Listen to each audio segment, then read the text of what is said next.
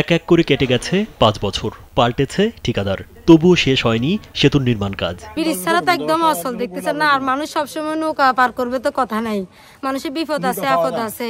দিনে নৌকা চললেও সন্ধ্যা নামতেই নদী পারাপারে ভোগান্তি পোহাতে হয় নদীর দুই পাড়ের বাসিন্দাদের। পরে মাঝির বাড়িতে গিয়ে হাতে পায়ে ধরে অতিরিক্ত ভাড়া দেওয়ার শর্তে ডেকে আনতে হয় অসুস্থ রোগী পারাপারে।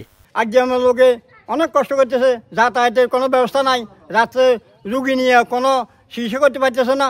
স্কুল কলেজে যাতায়াত করা শিক্ষার্থীদের গুনতে হচ্ছে অতিরিক্ত নৌকা ভাড়া। প্রতিদিন ভাড়ার টাকা জোগাতে না পেরে অনেক শিক্ষার্থী বন্ধ করেছে বিদ্যালয়ে আসা যাওয়া।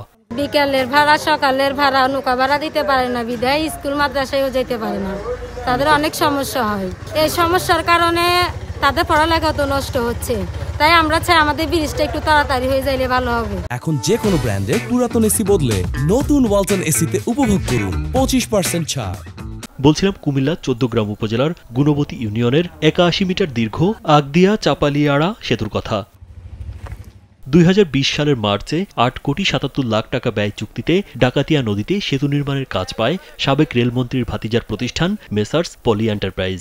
2023 সালের এপ্রিলে নির্মাণ কাজ শেষ করার নির্ধারিত সময়ে মাত্র 20% কাজ করে ঠিকাদার কাজ বন্ধ রাখলে পরে এলজিইডি চুক্তিটি বাতিল করে। 6 মাসের ভিতরে কমপ্লিট হয়ে গেছে, তাহলে আগদিয়ার ব্রিজে কি সমস্যা এটা হয়েছে? আজ 7টা বছর কেন দীর্ঘই এতদিন করতেছে, নৌকা দিয়ে যাতায়াত করতেছে, মানুষের ভোগান্তি বেশি। এরপর 2024 সালের নভেম্বরে 7 কোটি 66 লাখ টাকায় নতুন দরপত্র চুক্তিতে কাজ পায় মেসার্স আমিন ইন্টারন্যাশনাল। কিন্তু নতুন ঠিকাদারও গেল 9 মাসে করতে পারেনি উল্লেখযোগ্য অগ্রগতি। এজন্য অবশ্য বৃষ্টির মৌসুমকে দুষছেন ঠিকাদার মোহাম্মদ আমিন।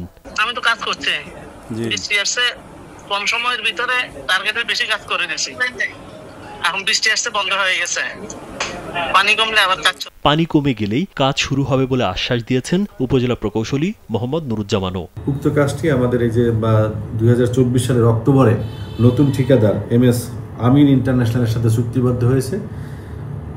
আমিন ইন্টারন্যাশনাল চুক্তিবদ্ধ হওয়ার পরে ইতিমধ্যে অলরেডি অ্যাবাটমেন্ট এবং পাইল ক্যাপের বেশ কিছু কাজ সম্পন্ন করেছেন।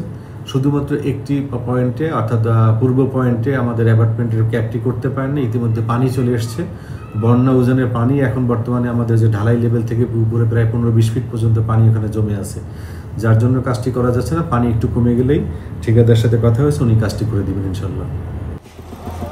রাজীব বিশ্বাস, কালবেলা।